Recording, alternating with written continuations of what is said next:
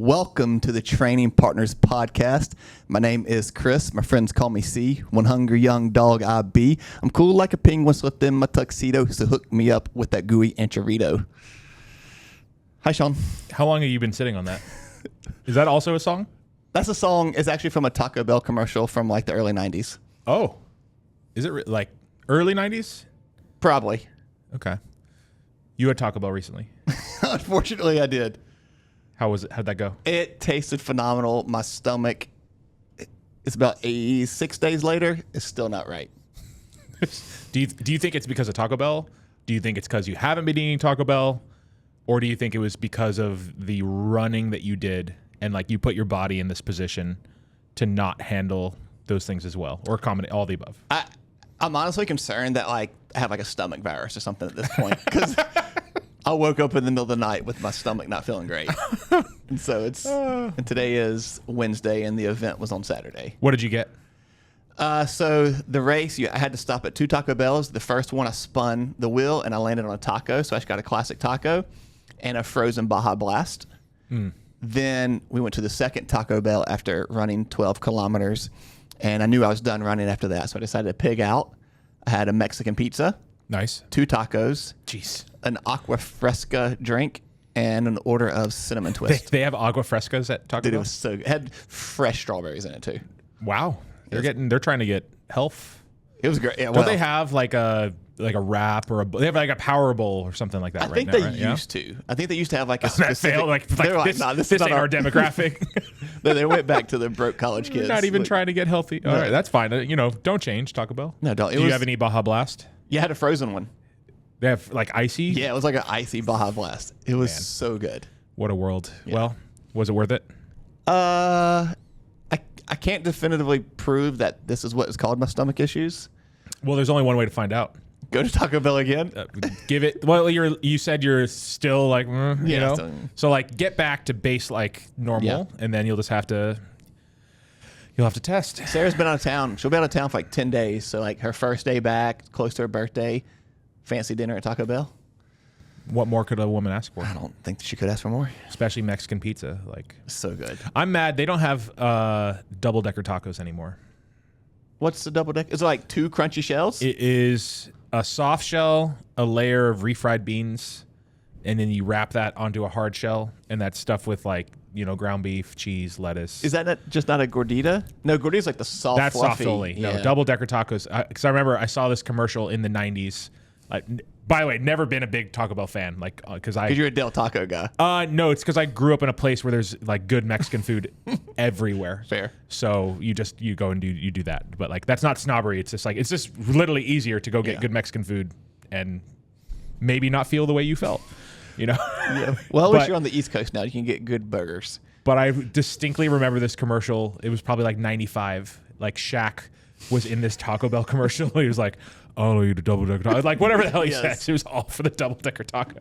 And so whenever I did go, that was my jam. That's what you get. It was like an example of just straight up celebrity marketing working 100% on like an impressionable young person. You just wanted to be Shaq and eat what he eats. I don't know. I've like Shaq was the man. Like that was like we're talking. This would have been in the years. It was probably right before it, but like the three-peat. You know what I mean? Yeah. Like so, it's like peak Shaq. Like no one had ever seen anything like that. Does Phil Jackson still have copyrights to three-peat? I don't know. I'm pretty sure he Young has Harv? the copyright to that. Does Phil Jackson have a copyright on the term three-peat? She's gonna find out. While for she us. looks that up, it's kind of ironic who sponsors the Olympics with like McDonald's and Coca-Cola being like 2 of the major sponsors. Yeah, it's whoever has the most money. Yeah, it's not like they're actually helping each other. Like helping people live healthy lives. Right. No, like the elite athletes are not going to McDonald's 3 days a week. Well, corporate sponsorship in general of like an altruistic Olympic ideal is kind of weird. But, but it's really just all a big money grab. Like as much as I believe in Olympism, and I think those things are important. No, doesn't have the three-peat. Oh, was it all a myth? Did Chris just make that up? Was that fake news? You felt like it was true at one point. Who's your source? Nothing. Wait, here's a real question. Probably that. Pat Riley has it? Pat Riley trademarked it? That'd be the best ever. If that would be like just getting one on Phil. Okay, hold on. Was Pat Riley involved in any of the three-peats? Or did he just get it and then, like, so the other teams couldn't use it? I think, if I remember right, Pat Riley, well, damn it, you're making me look up. It's a trademark term owned by NBA legend Pat Riley. Wow. I just assumed Phil Jackson had it. He didn't even have a three-peat. Right. Did he have a back-to-back? Yeah, they had a back-to-back. So he was prepared. He was getting ready. Was that because Pat Riley? That was like the Showtime Lakers. Okay. And like yeah, they had one back-to-back, but that was like the era of back and forth Celtics Lakers when basketball was real and good. You know, when the two storied franchises were going at it. What? I should have shown you this before. Have you seen the video of LeBron working out yesterday? I have been shown that video several times. Is that a real movement? Have you seen that movement before? A snatch grip, sumo stance, deadlift. Not in any like serious. No. It's just so funny that he is like one of the best athletes of our generation, if not all time. Mm-hmm. And then he's snatch gripping, sumo stance, deadlifting 14 kilos. Yeah, I saw someone, like a colleague, post about it. It's like making 40 kilos look like 400.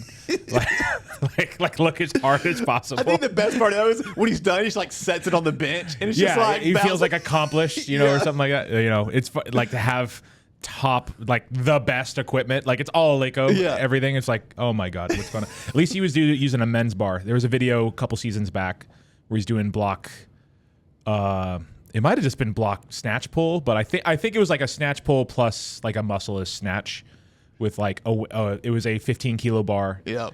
And I think 2.5 kilo bumpers, so 20 kilos. So he's gotten stronger and not doing it well, like or easily, you know, which is because he is. You can't jump the way you can't do any of the things LeBron James does without actually being strong. Yeah, like it's in a very specific range of motion. So like, I'm not questioning his abilities. It's just like how the sumo is fine because it like that's actually like kind of an athletic stance that he's in basketball, and like they really don't get like they don't need to do full range of motion squat. Like honestly, they don't. It's okay with how tall they are. Like he's probably what, like 6'10" or something like that. He might like 6'8", 6'10", whatever. But he's very tall, you know. So it's fine for basketball players. I've seen a lot of like block work, hang work. Like that was really common on the '90s Bulls. They did Olympic lifts, but they always did it from like blocks and stuff like that. But that was just kind of sad. The best part was the shoes he was wearing. I didn't even pay attention to that. I was too dismayed by everything. They were the else. Finger toes. Oh yeah, the bare feet. Functional. Yeah. Okay. Yeah.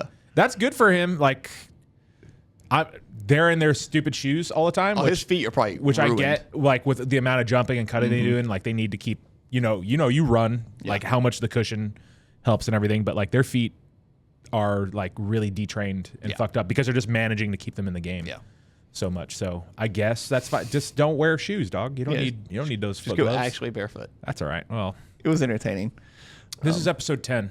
This is the 10th one, and we decided to just ramble for an hour. Yeah, really bringing our finest here today. I rechecked the statistics because we talked about this early on. So it looks like about 85-ish% of podcasts get to episode 10.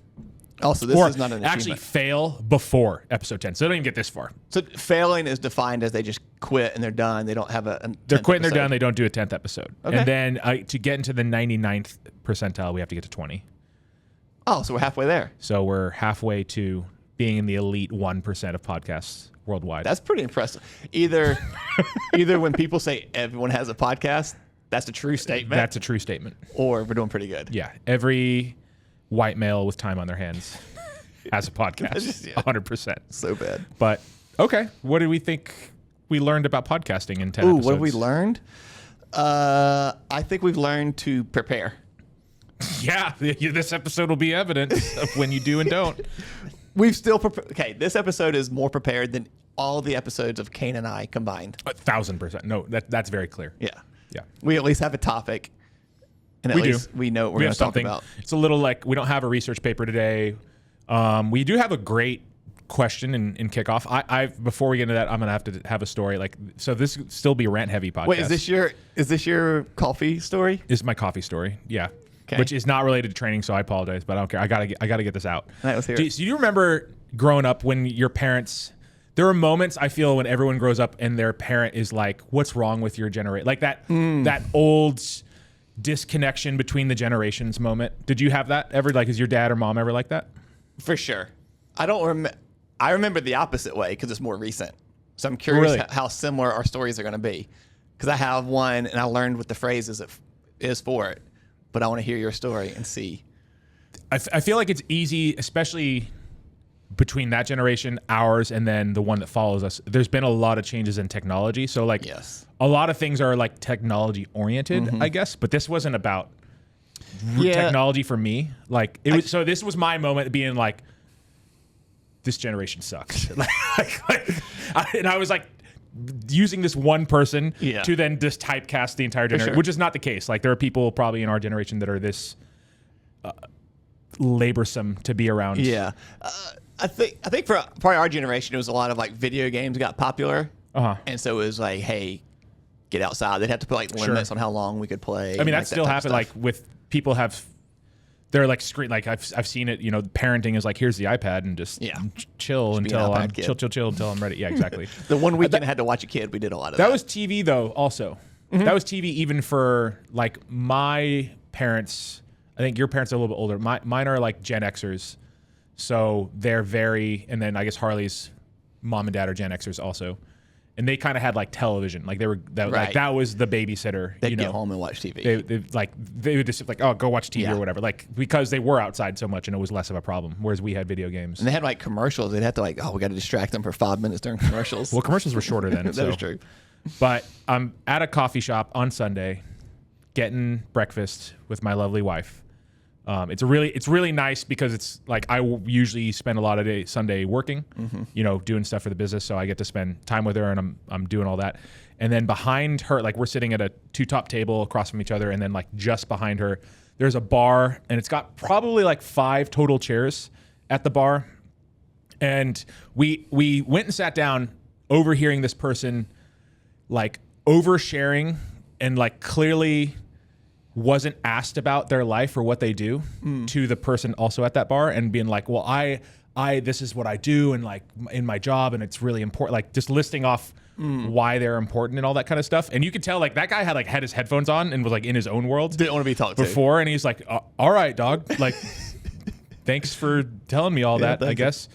And then like this person who I'm talking about, his food comes and like it comes out and it's a pretty solid breakfast, but he's like, oh, like, no, this isn't exactly. So he's very, very particular about his food. So like all of these things are like just building my opinion already before we even get to this part. Right. So anyway, he requested like a thing of, a little plastic container you would usually get sauce in of just sea salt. He's like very specific. Like I would like coarse sea salt in this thing, so he could salt bay his fried eggs. Like that's what he was doing basically the whole time. Okay. So all of this behavior, like that's fine. Like hey, if you're gonna pay for breakfast, get it how you want, even though that's ridiculous and obnoxious. Whatever. Finishes his breakfast. Our breakfast arrives. It's ready for me to dig in and enjoy my delicious breakfast that I didn't have, salt and stuff delivered with. Puts his headphones on, cracks open. A lot of people work in this like coffee shop breakfast place. Cracks open the laptop and then just proceeds to like stand up at this bar, remember, and like treat it like a standing desk and like hardcore dance. No. While he, I believe was coding, doing like, so I've seen people, when they code, like it's good. Like I know when I'm programming, I'm not a coder or anything like that, but it's helpful to like, put your music in, jam, like just get in the zone and like just zone out on doing your work. So I'm not criticizing that at all, but like the misplaced main character energy of taking up 3 people's worth of seating because he's like moving around like going at it and then I just have to watch like the whole place, like everybody's just like, watching him. I watch from across the other side because he's right behind Taylor. Like like you can't not watch. Getting kind of uncomfortably close because he's moving so much, and so I have to watch this like party of people also having breakfast, and this woman just looks right at me. She's like, what's going on? I'm like, I don't know what's going on. The whole place is just like Yeah, he's just doing this. And I think his favorite part about it is that he knew he was getting a lot of attention, and people kept asking, like, are you, because he would like hit his laptop like a DJ, like I'm not kidding you, like spinning, or like he would even like, it would just be like hitting this arrow, but it'd be like he's tweaking the treble or something, like, you know, acting like it's like, no, he's just coding. But he's like, are you DJing right now? Like, are you mixing music? No, I'm just working on some code right now, you know? So anyway, I'm sure not all of Gen Z is that way. I hope not. But I guess I wasn't upset that someone feels that confident or free to dance and enjoy what they're doing. Yeah, that's a good thing. But the complete lack of like social awareness, like taking up the large amount of space, like you're preventing this business from seating more people, like legitimately around your area, and then like completely violating like our personal space. Like, honestly, I would want to leave. I don't want to be there. Yeah, that's not enjoyable. So business, you know who you are. One of you listens to this podcast, maybe. Take care of this. His name's Brandon. Get rid of Brandon. And Brandon, if you see this, I mean what I said. I feel like that's a good example, though, of one bad person can ruin a community. A bad apple can spoil a bunch. Man, you ain't lying. So anyway, that's my I'm sorry you had to deal with that. Generational rant. Is this, Harley, is your entire generation, would you do that? You wouldn't do that? Because you're a sane person. Do you know anybody who would do that? Who would do it? Okay. It's not recording. That's fine. You don't have to name names. That's okay. I hit pause. What's your old man, or what's your situation where you're different. like, there's a big generational Mine was actually difference? very different. I was at Optimus Hall. Okay. Going to get my favorite chicken sandwich, R.I.P. Boxcar Betty's. Yeah, they closed. It was good. It was delicious. Did you ever have the sandwich I told you to get there? Yeah, I didn't like it more than the standard. Anyways. The sandwich is solid. I preferred the regular one. That's all. So what I experienced was, I think it's called, is it Gen Z, the one that's right after us? Yeah, it's X, we're Y, which is now millennials. Yeah. They're Z, or Zoomers. Okay. And then I think the one is Alpha. Okay, yeah. So I think it's called the Gen Z stare. I've seen it. Yes. This is what happened to me. Okay. I walk up to the counter, and the guy is just standing there like on his phone. And I'm like waiting. I'll literally wait for 15 to 20 seconds. No exaggeration. And eventually I'm like, hey, I would like to order. And then he just like looks up, never says a word, never like, oh, how can I help you? Sorry, I got distracted. Nothing. And I'm just, oh, these kids are not engaged in this world. They're engaged just in this world. Do you think that's like a COVID thing, compounded by lack of, like, obviously there's a screen, and the stare seems to come from like staring at the screen, not blinking, taking in the information. Yeah. But then even just having a period of time where they had to interact with people. Probably. That way. I think the bigger issue is the phone makers, app developers, all that stuff have gotten so good at stealing our attention that like we're just, but like anything that's going outside of that screen we don't see doesn't bother us. Like it happens to all of us, but I feel like that generation is the worst because you're at work, you're working in a customer service job, and a customer is standing right in front of you, and you don't even see it. I think that's the extra unsettling. So my dancing gentleman also had the Gen Z stare. Like, as outgoing and eccentric as he was, that was also his face and expressions during the entire time when he was talking to this person or when he was doing other things. Yeah. So it's kind of weird to see that sort of gregarious behavior, I guess, but also like complete flat. Wonder if it's like because like that's what made me feel like, okay, like we're actually like almost different people now. Yeah. Like, because we're one of us like has these social norms where like you just can act right, me, and the other one's just being ridiculous, him. Okay, but also like one of us has like, okay, you have body language and other social cues when you're like talking to somebody that you can pick up on, and the other one like nothing's there. Do you think it's more of like the COVID situation or the what you said main character energy where they're almost just surprised that people don't know that they're the main character, so they don't know how to react to it because like that in their world they are the main character. Definitely, yeah. It seemed like he was surprised that the man just trying to work and drink his fucking coffee next to him didn't care about his life. Yeah, a little bit. So I don't know. So I again, the reason I wanted to talk about it is like is it a generational thing? The Gen Z things, the Z stare seems to be real. Like I've seen that a couple times now. I mean, Harley doesn't have it. I don't know. No. But that's because her parents did a good job. She's giving me a really good side eye right now. But she's giving you side stare. So I don't know if it's a generational. What I'm getting at is like, are we just bitchy old men? Yes. Is this actually like? Is this the actual leap off from us to them? Like, is it a thing, or is it just like these people just suck? I mean, I think it's really just generational gap. There's a reason that's a phrase, because every generation is so different that we interact. Our whole upbringing is so different. The world we live in is so different that our formative years were spent in the world that was not the way it is now. That's my assumption. But I'm also like, I see the best in people, and you're like, people suck. I do. I am a cynic, and you are not. Yeah, it's a spectrum, and we're definitely on opposite ends. I do think a lot of people suck. But I'm trying to like take the it's probably just that guy approach. I am right now. I'm looking at it. I'm trying to be like, maybe it's not all Gen Z. I think it's both. He's an outlier, but there's a lot more like him in that generation than our generation and then the generations before us. I guess I wouldn't know, because I just don't really associate with people like that. Not that age, just like in general. Just to bring it back to the main topic of this podcast, politics, it's probably because of politics. Go ahead. The stab. The jab. Oh,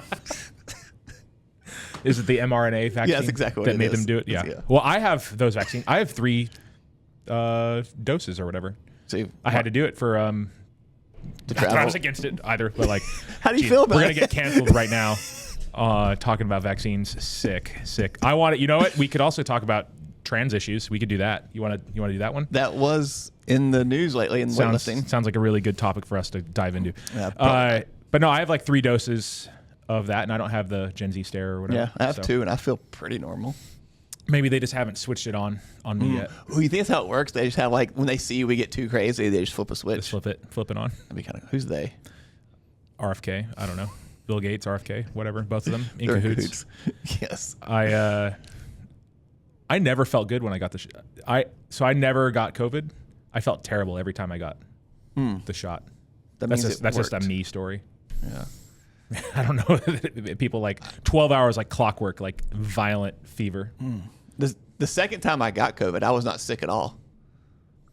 You were just like testing positive. Yeah, but it was during NBA playoffs, and Sarah is like in the bed dying, and I'm bored out of my mind because we can't leave the house. NBA playoffs, and I'm just getting like a 6-pack of Bud Lights and just up drinking, watching TV because I can't leave the house. Yeah, that's great. I don't know, man. All right, let's bring it home. Yeah, we done with the we 10-minute opening rant. 10-minute rant. How far are we in? 23. Oh man, that's a good rant. So sorry for listeners. Not that like I don't know why people tune in. Like it's not like they're tuning in for topics at this point. Let's be real. We do have a question. We have many questions from dedicated listener Phil Bost. Also, shout out to Phil for creating a new weightlifting database. Yeah, it's amazing. In case people haven't seen it, I'm gonna look it up right now. The URL. I think Harley's gonna link it in the post so people can check it out. There you go. It is a new. So like. Looking through your historic results in bars is tedious at best. Bars is the USA weightlifting system for managing profiles and all that kind of stuff. But if you just type your name in, like I'll type in Harley Creech into here, and then pops up, and you get a nice little visualization of like their totals over time. Also can see like people's best lifts immediately, best total, all that kind of stuff. And in addition, have like the entire history. And so he's done a great job. Yeah, it's great. And like I think he was already open to feedback, and you had already given him 1 or 2 fixes, and he fixed them insanely quick. So I don't know if he has a real day job. If he was able to get this done. I don't know how you're doing this, Phil, in your free time, but thank you very much. Yeah, he's done a really good job with it. So this is not like the first person to do this or anything like that, but I do feel like so far with where the project is, it legitimately, not just because he's Phil, I think it'll be the best. I think that the features, the ease of access are just better than other products. There's another one out there where you can pay, and I haven't done that, so I don't know what their premium features look like, but from like free, accessible, it's one of the best free ones. Databases is definitely the best so far. But Phil gave you, where did all those questions come from? So if you go through me and Phil's Instagram messaging chat, there's lots of stuff. There's lots of stuff. So that's where he had sent these messages, these questions. So this is more of like a Phil comment on weightlifting coaching and I guess our club. So like taking coaching and then also making sure we have good coaches. So I'm going to read this out. Yeah. Phil's thing in entirety. So from Phil Bost, I generally hold the opinion that not every athlete responds to the same style of coaching. So it would follow that not every coach has the same kind of success with every athlete. But I've noticed every single heavy metal coach, regardless of style, has helped me along. This has kind of challenged my first idea, and now I'm starting to suspect that actually great coaches might be able to help almost any athlete, assuming the athlete is coachable. So given that y'all have recently been looking to expand your coaching staff, that's us and what we've done, and talking about onboarding and having strict criteria for those coaches, I'm curious about how y'all have managed to attract such good coaches and what the process there is. Are y'all just good at finding the best people, or can good coaches be made over time, or some combo of the two? So there's a lot there to unpack. Yep. I think you may just give like my answer first, what my thought is. There's lots of things we can talk about. Yeah, go ahead. Immediate response. My immediate response is, if I was to respond to that and just like a quick message, like the most important thing would be someone that cares, and someone that cares and who's willing to like take feedback and progress and get better. If you have the coach you're talking about, the coach. Yeah. If you have a coach who thinks they know everything, who's not going to be willing to learn, a coach who's not willing to kind of adapt to their surroundings, I don't think they'd be successful in any situation. So I think the coach's willingness to be vulnerable, try hard, take feedback, and actually care about the athletes is what's going to matter the most. Yeah, I mean, all right, done. Wrap it up. No discussion required. When we've talked about it, I'm trying to remember how we worded it. You know, and we've done coaching education meetings. The remote coaches and I actually still do some of those. We caring is probably number one. Like being a good person is always number one. So I guess to answer Phil's question, are y'all just good at finding the best people, or can good coaches be made? I guess we're better at finding good people, like filtering out who is a genuine good person and who really actually cares. Because being good at anything requires a lot of work. Unfortunately, coaching is a profession where there isn't a financial incentive to be a good person and do good work. Go ahead. And I think what I've seen just from our recent experience of hiring coaches is when I told another coach that we were doing that, they said, oh, the immediate response was, good luck. This other gym has had a position open for a year and a half.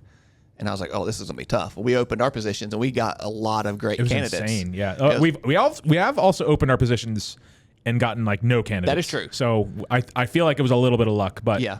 Anyway, go ahead. I just almost feel like this is assumption. I don't want this to be just tooting our own horns, but I do think people believe that we do take care of our staff, because most of our staff has been here a really long time.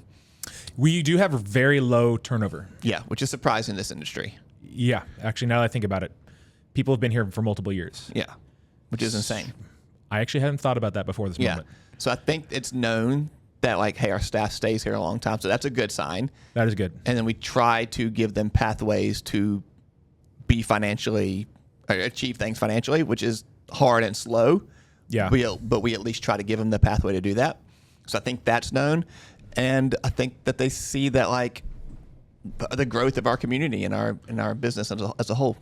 Our ability to provide a career path for coaches is very limited. Like so far, that's basically applied to just you and me, to be honest. Like we have, maybe two other people who I would consider like above part-time, but not quite full-time or whatever. But it's really hard because there's just not a lot of, and it's slow. It depends on the growth of our business, but I think what we've done is make it like sustainable and rewarding for their time that they are putting in. Right. For the most part, I hope that we've accomplished that. Like there's a lot of unpaid labor in coaching. Like there is, and like that goes unnoticed, I think, by customers or athletes or whatever. The time spent programming, time spent prepping, the time like assumed that people are going to meets to coach them, the travel to go to the meets to coach them, and so on and so forth. And then also the mental toll it takes to like, especially like when you get into personal training sessions, it's 50%, if not higher. You're just being a therapist. Quite a lot of it is, yeah. And so like the coaches, they're not trained in that. They have to adapt to be that. And for the most part, I'd say for all of our staff, they've done a really good job of doing that. Yeah. And building that relationship with their clients. So I think you find good people and then you just arm them with whatever they need to be great coaches, right? That's essentially the answer to Phil's question. Like, now it's very helpful when they come. Like, we've had a coach like Courtney join us who's already very experienced and already really knowledgeable, and then was willing and ready to learn more about things. We've had Elena as a coach. She doesn't coach very much, but she has a master's degree in exercise science. And, you know, had a collegiate coaching experience and is still like, need to learn more all the time. And she's like a part-time role player. So I guess secondary to being a good person is that curiosity and humility. And then having like a work ethic. I don't know, like other way of putting it. I guess if you care, you don't mind working a lot. Right. So those are the tools that we kind of need to see from somebody that's going to succeed. Because a lot of coaching is what you make it and how much work you put into it. Yeah. Like how much money you're going to make and how successful, how far you're going to go is dependent on like just how long you're willing to keep going and how much you're willing to sacrifice. Yeah, and I feel like at least my experience was very much like, hey, it's going to suck for a while. Like you have to have your schedule all over the place until you can like kind of start to narrow it down, get to where you can work the hours you want to work with the clients you want. Because at first you're just like, hey, I'm taking anybody and everybody I can get. Yeah, no, for sure. You're just, come on, I need to survive. I need the money. That's a trap a lot of coaches fall into. Yeah, actually, is that they just. I saw recently like a trap. There were like a lot of athletes on individualized programs in a gym, and they really didn't need to be at all. Like they could be, like they just weren't at the level where that was applicable. But that coach fell into the crap. I need to survive and make money and feed my family trap. And sometimes that's what you do because you're like, you know, if people are willing to give you that money, you know, you'd be willing to take it, even though it's not necessarily necessary and maybe creates like, I don't want to say divisive, but less of a team cohesion when people are like, everybody's always doing their own thing. But the next step is like when we're hiring is like, I think we now believe as important as minimum skills are, especially at our gym, because everybody is so skilled that the expectation to join, like there is like a minimum skill requirement. Like we wouldn't hire somebody who like has never coached a class, and like that we didn't feel like could manage it, especially after shadowing and doing all that, right? Yeah, I think, and we always know that we can, especially you, are able to develop a coach. That's what I'm getting it's almost like that's a lower priority. That it feels like, as silly as it is, where our standards are so high, it's like, oh, okay, like you don't know about this, like no problem. Like we got you. Like we can give you the tools and the education. As far as that, we can give you the knowledge base that you're deficient in right now to help you be amazing. But you have you have the ability to interpersonally communicate with people, and you have the cares. Yes, that is what's the most important. And that's probably the two most important things. Yeah, so Phil, that is what we look for. So far, I think we've gotten that. We've gotten people who care, and we've gotten people who, even as shy as Kane Wilkes is, can't, like, you know, he's not like the most outgoing person, but he can still have a good conversation. In fact, maybe the thing he's best at is being like his disc profile actually says this, like that he is a steady, reliable person who cares about relationships more than anything else. And like that is Kane Wilkes to a T. 100%.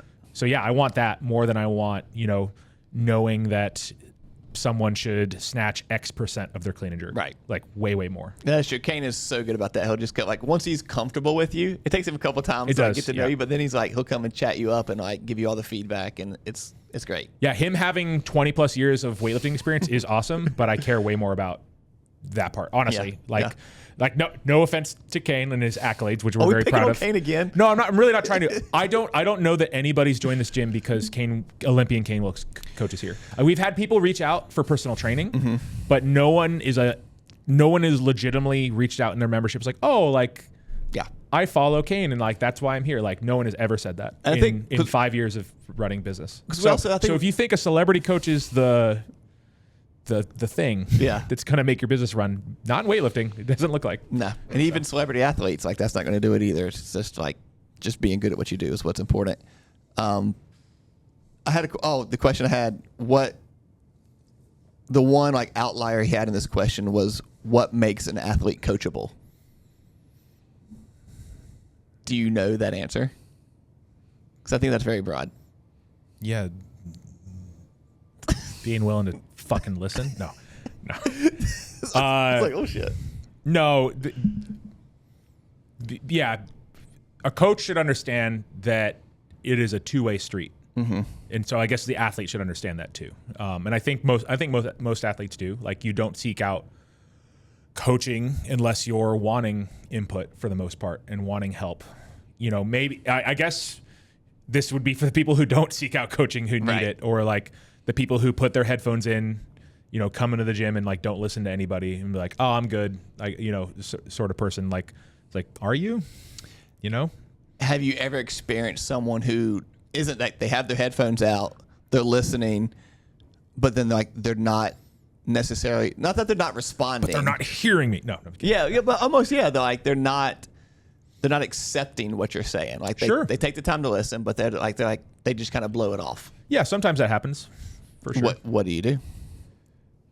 It depends. It depends on how, like, if it's someone that I'm seriously investing in, like we're on this athlete coach journey together and we're in it for the long haul and we've kind of established all that. Or if I think it's going that direction, like we'll need to have like a separate conversation about it outside of like that moment and be like, hey, I need you to be more accepting of the feedback. What about the feedback that I offered you? Was it just not helpful? And you're like, that doesn't really work for me. It's like, that's okay. Yeah. Then we need to find the term that works. Like that needs to be the discussion. It's like, it's okay if that cue doesn't work that I like. But I don't know that if you don't tell me. Correct. If you just blow me off and like roll your eyes, it's like, well, I don't know that that's the reason, right? So I think having moments of discussion outside of, if it's like somebody that isn't that serious, why am I now gonna sacrifice 30 minutes to an hour of my time to go have that conversation? I guess that's where I think it's on the coach to know that, to pick up on like, hey, this person, they're just doing it for a hobby, and it's not worth getting upset about. But you should still continue to give them the feedback. You just don't have to be overbearing with it. Like once a session, twice a session, whatever it is, try to say something, try to give them something. If they're not responding to them, you don't want to ignore them, because then like they're going to feel ignored. That's hard to do. Yeah, it's hard to like not write somebody off. It's like, oh, well, they never listen. Right. Really difficult, but we should do our best to make them feel welcome. So I guess make them know that the door is still open. Correct. If they want to walk through it. Yes. Like I'm coach. I'm sitting in my office. My office door is open. I'm not going to drag you into here, you know, but like, I want to let you know like that I like both with like, again, it goes back to just having interpersonal communication ability. So like being welcoming, holding a posture that's welcoming. Body language is really, really important so that they can feel like, because maybe that person is legitimately like a Kane Wilkes shy type person. Yeah. And like, it just takes them a while, and that's okay. So like, if you've closed the door, like they're never going to come through it. So yeah, continuously remember that's a difficult one. But continuing to give people the opportunity, I guess, is really, really important. I think one more thing before we move on from that Phil brought up in there is like, he said, actually great coaches might be able to help almost any athlete. So it's a distinct, it's like, I want to talk about that a little bit, because I actually think that's true. If you want to do coaching as a profession, and whether that's in the gym business where like we've already talked about, you're kind of dependent on the number of customers that you can get so that you can have a sustainable lifestyle. Or if you're even just going, let's say you're a strength conditioning career track coach and you know, you don't necessarily have a sports specialty yet. Even if you're a football guy, well, it's a 53-man roster plus practice squad or whatever. Like that's 53 different individuals that you're going to have to communicate and work with. And guess what? They're not all one football person. Like they're not all just one mindset.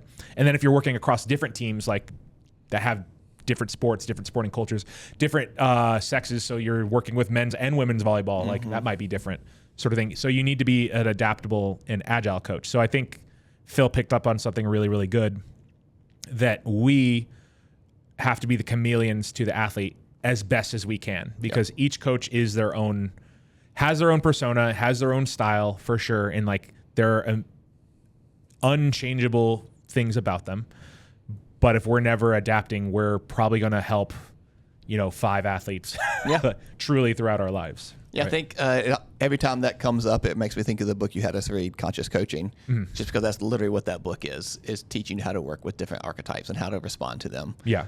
Because like outside of learning what you're coaching, that teaches you how to get your knowledge to the athlete. Yep. And to your point, every single athlete's different. So having the tools to give them what they need specifically is going to be huge and what makes you successful.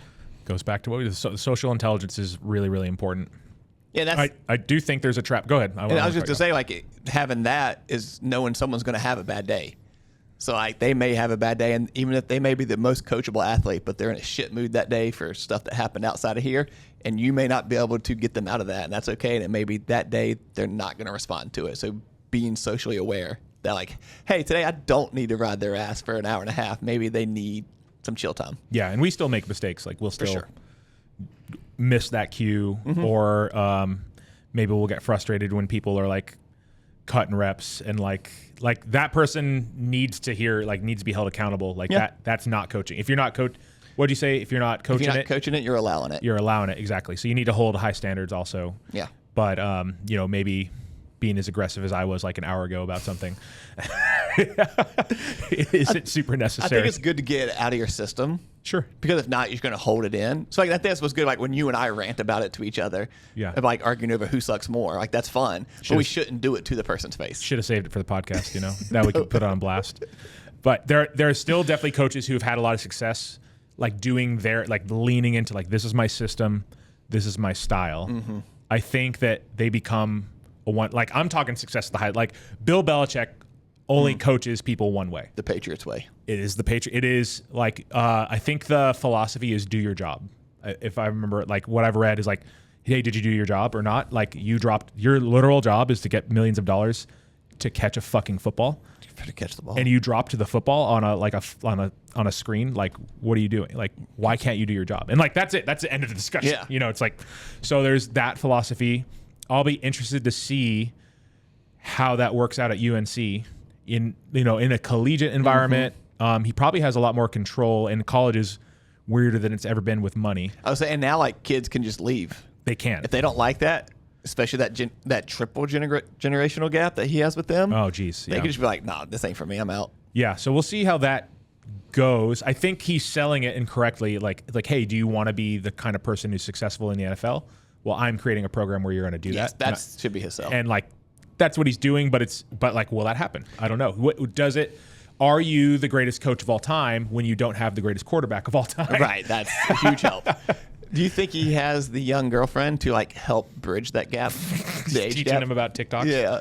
I don't know. Is he gonna be TikTok dancing soon? He just asked her like, why did that guy just like stare at me? Why was he staring? Why didn't he blink the entire time we were talking? Like, anyway. So there's that kind of coach. Phil Jackson was a coach who had his like triangle system, and so it's like, okay, this is like the way that I run the technical tactical part of basketball, but supposedly, I don't know what he was famous for, was managing personalities and getting them to interact. Now, is he the greatest coach of all time when he had the 2 greatest basketball players basically of all time? Arguably. No.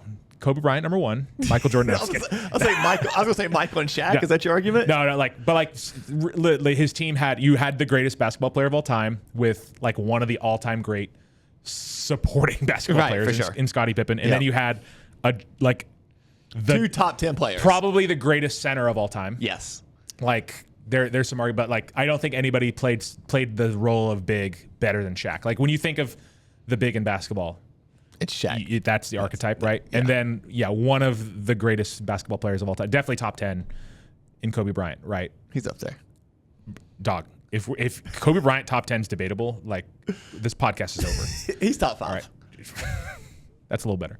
I don't know. See, I don't know. That's we have to make a list one day. But anyway, so was he really great, or did he have the greatest basketball players? I think the unique tools is like getting these people to work together. Yeah, he had Dennis Rodman too.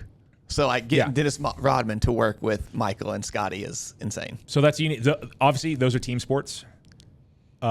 You need the team to work together. But I think in our individual sport or our individual purpose, you better be able to work with different individuals. Yeah. You could at least fall on like, hey, you guys need to get it together in a team sport. Otherwise, you're collectively going to lose. And also, it's a different aspect too. Is the players are being paid to be there. Oh, It's their for job. sure. Here, they're paying us. This is their source of relief from the real world. This is their way to be healthy. So we have to remember that as well. It's like the Bill Belichick way is probably not going to work in a commercial gym.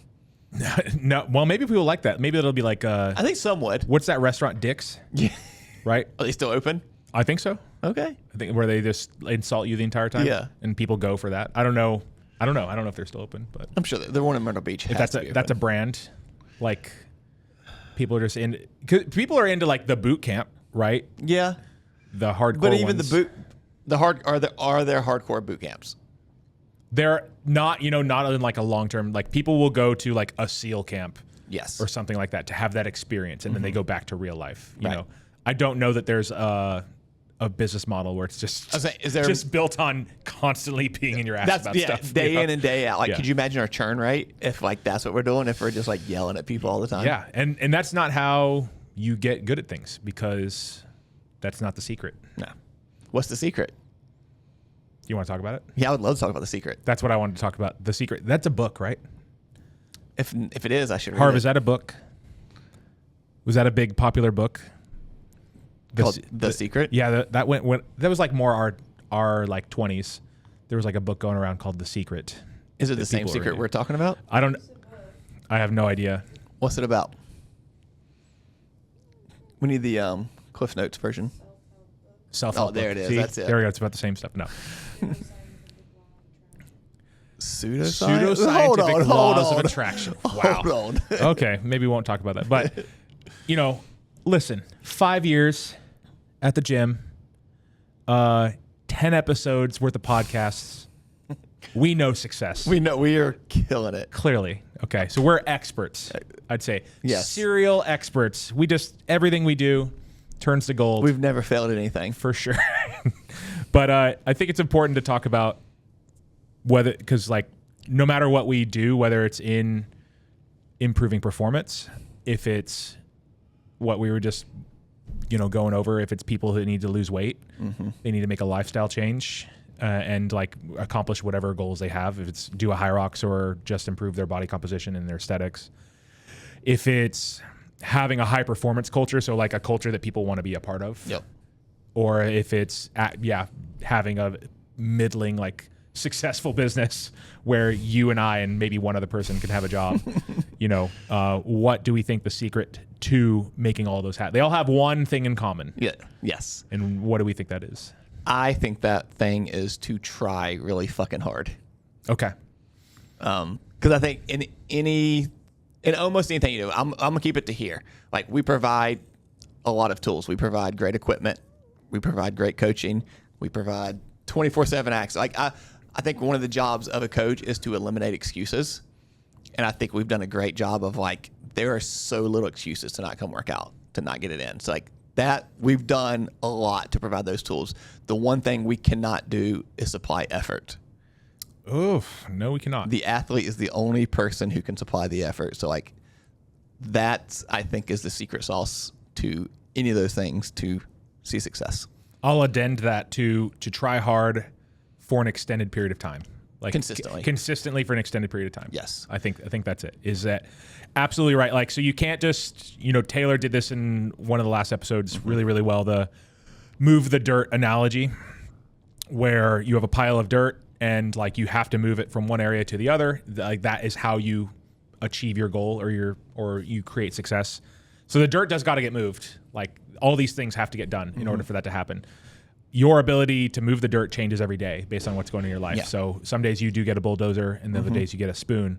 The problem I think you're pointing out is that like, if you're not bringing the effort, so we can give you here and it's like, man, we got all this dirt you could move to put it over here to make whatever you want.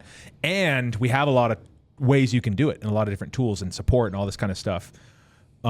You're rolling in with a bulldozer though, and you're giving us a spoon's worth of effort. For sure. And that's the issue. Yeah. I remember a coach that was one of my coaches early on. It's like, your effort is assumed. So like, I haven't that's maybe been difficult for me to grasp with. I think I don't work with that kind of athlete very much anymore. Yeah. But it's just like, yeah, you're here to try hard. Like, that's the point. So I've never really gotten on people for like not trying hard, I guess, because it's just like, no, you like, of course you're trying hard. Right. So like, even if it's come up, like I just don't notice it. You don't even question it because you just assumed. Yeah. Like that's just, you came in, if you walked in this door, I assume like your efforts, that's the minimum entry. It's like your effort is assumed. So how do we create that culture and sell that? I don't know. Just keeping people accountable, I guess. I think keeping people accountable and like as a coach, not being scared to call them out. You can do that without humiliating them, because that's not going to lead to anything good. Yeah. So like calling someone out in front of 5 other people is probably not going to make them feel great about themselves. Probably not. But there's ways to like in a group setting, it's kind of hard because like you need to like get over there and say something, but like just where only they can hear it. But do it encouragingly and like, hey, I know you got more in the tank. Like, let's see it. Yeah. Versus like, hey, dude, you're not trying. What's up? So being nice about it. When it's a one-on-one setting, I think you can have like deeper conversations. Like, hey, is everything okay today? You feeling all right? It appears that you're not on top of your game today. And then maybe you'll get something out of them that way. But either way, I think ignoring it is the one thing you can't do. Yeah, just don't ignore stuff. Don't let little things become a big problem, like snowball into it, I guess, over time. I think a good thing, too, is not just relying on other people, but yourself when you're working out in those situations where other people are there around you, is setting the bar, setting the tone. Like, hey, this is how it's going to be. Like, I may not have the highest score or move the most weight, but I'm going to try fucking hard each time I do it. So first expectations are important. Like establishing the culture up front of what it is, which is why we have like the core values literally written up in the room where people join the gym. Yes. I know they get automated messages on like what each of those are. Yep. I don't know how often those get brought up. Probably not enough. Though. Especially the one that we're talking about here, which is this is everyone's favorite shirt. This is everyone's favorite core value, just because it sounds fun. Is choose violence. Choose violence, but is the one that I guess we can help them change, but at the end of the day, they have to choose it. It's choosing violence, yeah. You have to choose. Like, we can't choose for them. Yeah, you have to choose to try hard. You have to choose to make a difference. I view it as like, I think when I even wrote this, like, it's cool and it's catchy and it's like very much aligns with my competitive personality, obviously. But I actually think of it as, you know what inertia is? Like an object in motion stays in motion. Yeah, an object. I think of it as an object. I think the other side, an object at rest will stay at rest unless forces overcome its resting forces, essentially. And so it's like, I don't think people that are like, it's more often that people aren't just in motion in the wrong directions, even though they are sometimes. It's more that they're just at rest and they're not doing anything. Right. So when I think choose violence is like, make that fucking rock move. You know, like do something about it to make it happen and take ownership over that situation. So I like that. That is my thought, like literally what I'm thinking about. Yeah. Because I think most people are just stuck in the like, I don't know what to do, or like I don't maybe feel inspired or whatever it is. Like, well, don't wait for inspiration. Yeah. You know, inspiration's an Instagram reel. That's where a lot of that fades away. Kind of in line with that is where a lot of people will say discipline over. Oh wait, what? I messed it up. Dang it! Discipline equals freedom. No, discipline over motivation. Yeah. Motivation. There's the word I was looking for. So like same, but then it's in that vibe. Yeah, you just in that. Yeah. That's why discipline's the other core value in there. Exactly. It just says discipline instead of motivation. Yeah, because that's more important. Yeah. But then like if you're hitting all 4 of our other core values, do you think they won't seek success if they choose just those 4 and not choose violence? Yeah. Okay, so we have team first. So you're part of a team. You have trust in your coaches and yourself and your teammates. You're exhibiting discipline, so you're like consistently getting it done. And you have a high standard, so you're pursuing virtuosity. I think with those 4, you can still see. Yeah, you probably don't. That's just like the spice. Yeah, that's what gets you over the hump. Yeah, it's the secret. That's the secret. Choose violence. Oh my goodness. You know, that's maybe just a particular way of going about it. Like, yeah, I would almost say if you're doing those 4, you have chosen violence. You've chosen to break the norm and like do something about it. Because like discipline is a repeated action. So that's actually the other side. Like we're talking about people trying hard, and I think what happens a lot maybe not quite as often, but definitely I see it a lot, is like they try hard like 1 or 2 times. Yes. And we don't get into the consistency, the disciplined part of things, right? So it's really easy for somebody. That's why like a program that is just selling like a hard workout, like, oh, come get the hardest workout of your life. Yeah. Sort of things. Like, well, that's not very hard to do to figure out how to make someone really tired and sweaty. That's easy. And really sore. That's actually very easy to do. But getting them to buy into, I'm going to show up multiple times. I'm going to maybe do one of those kind of workouts like once a week. And then the other times I'm like, I don't need to go full send, but I am still trying really hard at the smaller doses that I'm doing. That's way less sexy, but it's a lot more meaningful, and it's how you make change over time. So that's what I'm getting at is the secret. Try hard, repeatedly, try hard consistently for a long time. Equals. Put that on a shirt. Yeah, it's absolutely. Can we do like the mathematic equation? Yeah, Like, that's what I was thinking. Try hard times consistency divided over time equals the secret. Was it in Space Jam where it's Mike's secret sauce? Yeah, I think so. Was it secret sauce or was it like secret water? Have you seen Space Jam? Yeah, Harv, do you know what Space Jam is? Do you know what it is? It is his secret stuff. Secret stuff. And it's in a... It's not a Gatorade bottle, but it's a Gatorade bottle. It's for sure a Gatorade bottle. He's sponsored by. He's like the most sponsored. But they're not like showing any Gatorade logo in this. But it's they're green with an orange top. They're like trying to make it green with an orange top. It's blue with an orange top. I think blue because really? it was more like a Space Jam friendly color, but it's an orange top, and Did you hear what she said? What she thinks Space Jam is? What do you think Space Jam is? Is it about space? I think she has homework. She also hasn't seen Star Wars. Oh my god! Let's just out Harley. What was the other one? She hasn't seen The Matrix. So, listeners of Training Partners Podcast, your questions, what we want to hear from you are movies you think Harley should watch. Okay, she has not seen Star Wars. She hasn't seen The Matrix. None of them, but let alone the most important one, like the first one. And Space then Jam hasn't now. seen Space Jam. What are some other like? So we'll start there. So send in your requests, and then we'll give Harley homework to do. Jokes on this is making This isn't on there. So bad. Yeah, I'll get on Instagram. Like I don't care. Speaking of, Speaking of Instagram, do we want to go to that now? Yeah, I want to close it out with this is episode 10. We've talked a lot about coaching things, about what we think the secret is, and I guess that kind of has guided also why we're doing this instead. So why did 2 white males decide they're going to podcast? Because it's in our blood, right? We can't avoid it. I said yes because I just love attention. It's more time for me to talk and people to see my face, so I couldn't say no. But there's obviously a self-serving need to grow our team, our business, our culture, all that kind of stuff. This is a marketing vehicle, let's be honest. But hopefully it's a marketing vehicle that offers real value, other than me ranting about Brandon. It's who's Brandon? It took me a second. You know who Brandon is. But over the course of just 10 episodes, Houston provided good recommendations on recovery. We'll get to expand on that someday. We've talked about what makes a successful business, maybe for our gym owners out there. We've talked about perspectives on what it just takes as an athlete. Taylor's offered her perspective on that. We've done study deep dives. Yep. And then left and right, we're telling people hey, come join Charlotte Strength. Yeah. We're doing everything correct, right?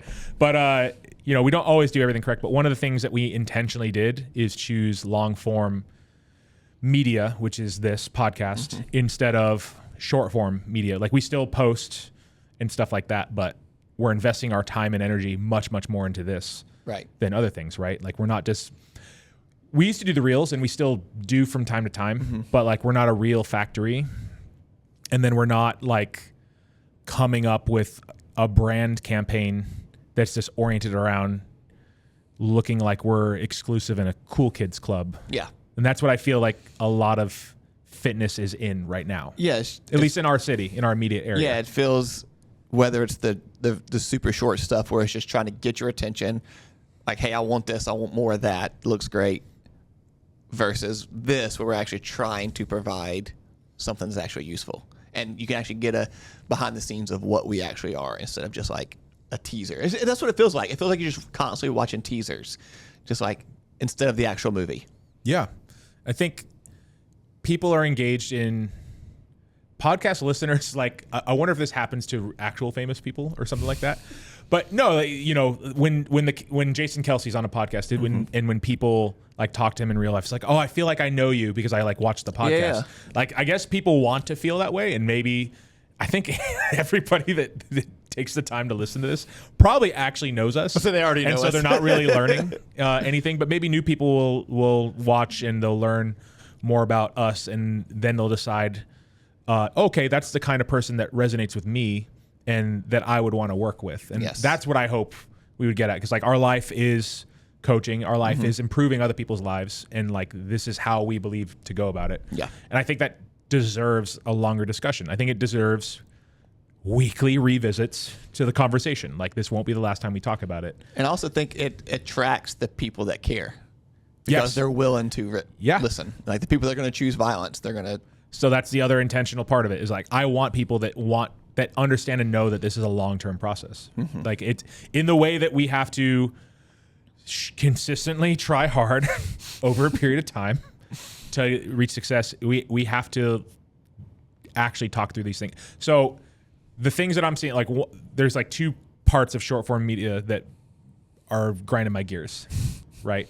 I always think of Family Guy. Yeah, you don't really grind my gears, but the one is like, well, I'll just call it Fit Talk to like the branded is like, I got three solutions to fix your whatever. Insert anything. It's so common, right? It's always 3, maybe it's 5. I don't think it's usually never an even number. No, sometimes it's 10. You're right. There's 10, but it's usually not that long. It's not even that long anymore. No, they can't get 10 in. So it's like 3 whatever, and there's a lot of successful. Like honestly, some really great coaches that I know who are having success doing this, and it's not bad information. It really isn't. Right. Like it's not like bad exercises or thoughts, but like it's so truncated and shortened that there's no context on like, okay, well, like when should I use this? Correct. And why? That's what I hate about it. I saw one recently that was like the 3 ways to be the fittest person you can be. And I gave these 3 things, and like this person's next video completely contradicted them. Because it was like, I was like, no, you just told me that these 3 things were the thing to do, but now you're doing something completely different. That happens a lot. Yeah, you'll have one, it's like 10 reels later, it's like, okay, but these are the 3, and it's like, oh no, those are the 3 different exercises. Correct. And they might all be good, or they might all be good things, but they're lacking. I think context is important, and that's maybe where people need a coach to help. Be like, no, like we wouldn't do that in this instance because of why, and we're actually thinking about the interconnected factors, right? As opposed to just, split squats are a way to get big legs. Like, they are. They're one of the ways, but what else do you got going on, sort of thing. So I think that form of media really blows. And we're not doing that because it's yet. It's not that it's disingenuous. I think if you go back to the archetypes, the shiny object syndrome person, it's just grabbing those people because it's like, oh, these 3 things, this is all I gotta do. I can go after that. It grabs those people, and those people are like sold in. And that's a lot of people that they're grabbing. A lot of people. Yeah. They got them, but that's why they got to keep pumping them out. Because like, hey, these 3 things, oh shit, you did that for 2 weeks. I got to give you 3 more things to do. What do you think the turnover is on that? Let's just talk about it as a business. Because like we have a really low churn rate as a company, and but we don't have like the highest sales rate probably. Like, correct. When we compare ourselves to other business, like we're not exponentially bringing like tons and tons of new people in, but like once people get here, they rarely leave. Correct. So or it takes a really long time. For them to leave, and it's usually because they're moving. Actually, that's I think the number one reason. Like actually, so that's cool. But what do you think the turn on places that prioritize that? Like it's just a volume game. I'm getting them in. They're buying my short-term program, or they're joining my gym for like a month or whatever. You think they're gone pretty quick? It's got to be. But they still made money. They still made money. So even if percentages like similar-ish, the total volume is going to be high. It's probably going to be a lower cost buy-in. For sure. It's going to be a low cost buy-in, higher turnover. It's a lower work requirement on like the seller's part. Yeah. Because you make this really quick thing, the quality is really low. You sell affordable whatever it is, that you made one time. Yep. And like, of course, it's your expectation is like this cost is really low, and you still have improved their life. Like you've given them some information, but you know that's pretty much the end of the journey. And I think that goes back to talking about setting the tone of like, hey, you need to try hard here. They're setting the tone of quick fixes. Like, hey, here's what we provide, quick fixes. Where we try to set the tone of like, hey, no, and we'll be honest with somebody like, hey, you think I can snatch 100 kilos in 2 months? It's like, what are you snatching now? 45. No, it's not going to happen. Yeah. Like instead of like, oh yeah, I could definitely do that. That happened a lot in weightlifting. Like there was a period of time it was all about just setting big PRs. And it's like, okay, yes, the program where you were just going to max all the time did cause this person relatively new to these movements to improve their max very quickly. Yeah. Like that is true. But then you also created a lot of like motor control issues and technical issues with their shit technique that they use the entire time that you didn't address that now take you twice as long to fix. Because you got to undo what you did. Because it's not even just the time you invested doing it poorly. Undoing takes twice. I can speak from experience as self-taught weightlifter who had shit technique. It took me years after a relatively short amount of time, training to like get good, not great, good technique. Yeah, I think I've asked you that before. What's easier or more challenging to fix a CrossFitter who typically has not as great technique or someone who's never done snatch and clean and jerk before? It's way easier to teach from scratch. Yeah. Way easier. Because they have so many hours of doing it the other way. There's a motor control study. It even looks like basically after 3 years, it doesn't look like you can meaningfully change technique. It's just stuck that way. Which is not great. Or it's very, very difficult. Yeah. It's very difficult. The return on your time investment is like very minimal because now you're talking about tweaking, 1%, but the time spent on it is like a lot, to do that. So that's the argument is like, okay, well, how much is this actually worth the squeeze? Because now you have to spend so much time to fix it. So yeah, don't love that sort of thing. The other don't love that part that I hate. Sorry, is hate too strong a word? Which one are you about to talk about? I think I do hate it. Okay. Hate's a very strong word. Dislike strongly. How about that? It is in this like media, like us choosing to do the way that we're doing. So like we're doing this because it kind of fits our personality, but it also is setting the expectation like everything is a process and everything has context and it needs to be a longer conversation and it's going to take longer time. And we're doing that right now. Yep. And so we're trying to attract the people that are like, okay, I'm willing to do that. That's fine. So we don't like short form media. The other thing I don't seem to like or care for is branding of fitness as like an exclusive club.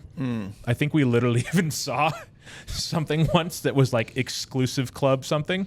And it was like, oh man, like, don't love that. Yeah. like you're literally saying like, hey, you can't come to this place. I don't know that they're saying that, but that was in the title of the word. So, but in fitness, it seems to be like, hey, all of our branding and messaging is like, hey, this is a really cool exclusive place. Like people are trying to be Equinox, right? Right. In general, like Equinox is for, if you go to a proper Equinox in like New York or something like that, it's incredibly expensive to go to. It's already an expensive city to live in, right? Yep. But it's got incredible services. Yep. So I'm not saying it's like not worth the money they're commanding. Yeah, they definitely lean into like we are the exclusive. Like not everyone's going to be. Yeah, there's an Equinox like themed hotel now, I think, where you can. The whole thing is designed around optimizing your health and your lifestyle. Like the beds, the beds are a certain brand, and you're going to go and you're going to do some breath work class and all of this stuff, right? And like it's an absurd amount of money. And so like I'm not saying you shouldn't invest in your health. I want you to come here and invest in your health. So that's not a bad thing, but basically that's the brand. It's okay to like be expensive. It's okay to like be that, but to lean into marketing that way feels weird. That it's a cool kids club. Yeah. But maybe it works. I guess it does work. Does it? I mean, it works for Equinox. Okay. Well, we're not interested in doing that. I guess is what I was getting at. Yeah. I don't like that part of it. Now, are we exclusionary? Are we a cool kids club in that we have these core values that we expect of people? Yeah, I think we are, but I think it's different. I think it's Okay, here's where it's different. Instead of like, hey, we only want you because you're rich and cool, we want you because you like have slightly a little bit more money than average. So you embody values that are meaningful? Correct. Yeah, so I think that's the difference is like a lot of people are selling like, hey, this place is where all the cool people go to. And that's literally the sales pitch. Yeah. Is like, we're all wearing Gymshark and we're all wealthy or whatever. Yeah. And it's like, and we're all trying to, I guess, look our best or whatever. Like it's very surface level kind of stuff, and there isn't depth to it. Whereas we're asking people to like embody these things when they're here and then they're in their lives. And, people that come here do that to varying degrees of success. Yeah. I doubt any one of our members is like at their day job being like, I'm fucking living up to virtuosity right now in this spreadsheet. Like that's probably not happening. But I hope when you're here and you're thinking about improving yourself that you are sometimes. You think that was Brandon while he was coding? You think that's what you're thinking about? Maybe. I don't know. I don't think Brandon's very team first. No, he's not. He probably is very virtuosity and probably pretty disciplined, honestly. Yeah. I don't think he's very team first. He was definitely choosing violence. I don't think he would exhibit any trust, and I think I would teach him a thing or two about violence. Yeah. Choose violence. What does it say it is not? I don't know. What does it say? No physical harm to yourself or others. Okay. Take your word for it. Good. Trust me on that one. I'm going to trust you on it. Good. So, yeah, I like what we're doing. Obviously, I guess if I didn't like what we're doing, we wouldn't be doing it. We would be doing something else. Or we change what we do, or how we just change it. But those are like, I wanted to talk about why we're spending so much time doing this. Yeah, I think it all goes back to like this is still our marketing. Like, what is your marketing attracting? We're trying to attract people that do that, and that goes back to the episode 4 where we talked about the marketing agency that had us attract people that weren't we took weren't in line with these things. Like, that was a mistake. Like we know that, we own it. But like we've gotten back to our roots of like let's attract the people we want. So we've talked about in our business, do we think that quick fixes or desire for quick fixes is more of a problem in fitness than it is in general society? Or is it about the same? I'm going to say it's about the same. I have nothing to back it up, but I have a theory as to why it is. What's that? Just attention span, how low it is. Okay. And so like people aren't willing to put in the time for that. So they're like, oh, I don't want to have to do 6 months of this to get better. I want to just be better after doing it for a week. So I think it's a whole society thing. Like even home improvements. They don't want to. Yeah. People want it now. I know that. Yeah.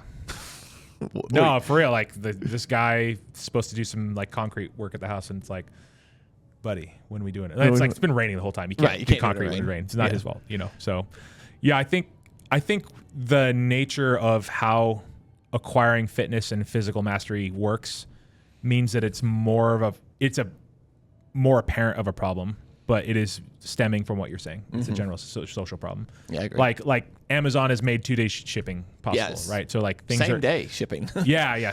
So things are immediate. We're all more impatient. So if you wanted like home improvement, if you wanted, I don't know, to go see a movie, like you like having it and be able to stream it immediate. So all of those things are there. It's just fitness doesn't work that way, I guess. Yeah. Like you can't deliver instantaneous result, like life-changing results. Right. So it's an impossible task to do, right? I'm trying to think if there's like a single example of something we could do that like, hey, in 1 hour we can make a life-changing difference. And I don't think it's possible. You can go, and this is the last thing I wanted to ask you is that, so if we know that that's true, okay, the market is obsessed with this immediate experience. Mm-hmm. They want to go to exclusive whatever gym where they have like red lights and they want it to be like a club when they're working out. So they're, or maybe they're not, but they want this, the focus is more on the immediate experience. Like how much more do people seem to care, and how much do we know that they do about that first class? Like their first class experience? Yeah. I think that, first impressions are very important. Right. So I think to our note we have here is that like, not just selling them, but informing them that it's going to be a long process, that like the changes aren't going to come immediately, but we have to make it where it's still fun, still enjoyable, and see the fun. I know it's going to be cheesy, but like see the fun in the journey and not just the destination. I know. You're such a loser. I know. I'm such a nerd. It was just sitting right there. But that's true. So yeah, that's what I was going to ask. I mean, you basically answered it. Is how do we sell delayed gratification? Because that's what it is. That's what we're selling in a market obsessed with the quick fix. And that's even like why Ozempic is so popular right now. Jesus, yeah. Because it's like, oh, I can just do this. This is so much easier. Yep. But even that takes time. Like you don't just get that is true. You don't get one Ozempic treatment and you're unfat immediately. That's not how it works at all. What if the Nutty Professor? It takes several months. Have you seen the Nutty Professor? Do you know what the Nutty Professor is? Jesus. Do you know who Eddie Murphy is? Do you know who Charlie Murphy is? Okay. All right. She's never seen the Nutty Professor. Do you know the Nutty Professor is like an R-rated movie? Yeah. Maybe PG-13. Do you know who Rick James is? Do you know what Chappelle's Show was? Do you know? Okay, I watched back-to-back movies. Oh, Blue Streak. Okay, Blue Streak and Nutty Professor. Watch those back-to-back. It's great content. They're both on Netflix. Yeah. Where were we at? I'm kind of mad. Well, she hasn't seen any of these movies? No, no. Chappelle Show, man? Like, come on. That Chappelle Show was that was a very our generation thing. Like, our parents don't know about that. So, no. Like, why should they know? It was only like 3 seasons, wasn't it? Yeah. I'm pretty sure that was it. I don't even know if he finished the third one. I can't quite remember. It was such a good show. But, okay, so it's a long-term process. It has to be consistent. How do we tell them that? And your effort defines what you get out of it. Also, yeah, like you have to check all these boxes to see those results. You're not going to try, like you said earlier, you're not going to try hard 3 times in a month and get better. I mean, you might at first. Make it as fun and enjoyable as possible. Yeah, fun and enjoyable. So trick people into trying hard. I don't think it's tricking. I think it's like guiding them to the answer. So like let them find it, figure it out. But you have to like steer the ship. Okay, so or put guardrails up. No, I've got a big fat Greek wedding reference now. Have I seen that? I don't know if you haven't seen My Big Fat Greek Wedding. Like there's a saying in it. In Greek culture, the man is the head, but the woman is the neck, and she can turn the head whichever way she wants. So like, are we the necks of everybody else? We're just trying to like get them to like orient in the right direction. Yeah. That's exhausting. It is. Next, we're working all day long. Like, yeah, because like they're putting energy somewhere, so we just gotta have them put it in the right place. So we just turn the neck. Okay, but all right. So we've got to work hard constantly. Yeah, choose violence all day, every day. All right. And anything you want to be good at. Anything you want to be good at. Yeah. Oh. Plant your seeds where the grass will grow. Is that the saying? It's similar. I think it's plant a tree whose shade you'll never enjoy. I think that's more like long term for tomorrow. Like you're trying to think of the future, trying to think of young Harv and young Harv's children. Yeah, but also like where you put your effort. It's like where you water the lawn is where it'll grow. Yeah, that one. Okay. So like if you want to get better at something, put your energy there. Is there something harder than watering that we can convince them? Because like just pouring some water is like you got to till the land. You got to. There you go. You got to till the land. Move the dirt. That's a little. Yeah, got to move the dirt. Let's okay. go, baby. All right. Let's go ahead and wrap it up. It's already like an hour and a half or something. But thank you, listener. Thank you, Phil, listener. Thank you, Phil. Thank you, Phil, for listening and the question today. Hopefully, we have a more informational episode next time. Maybe not. I don't know. This is no fun. promises. It's like only 30% rant. We'll see. All right. We'll see you guys next time on the Training Partners Podcast.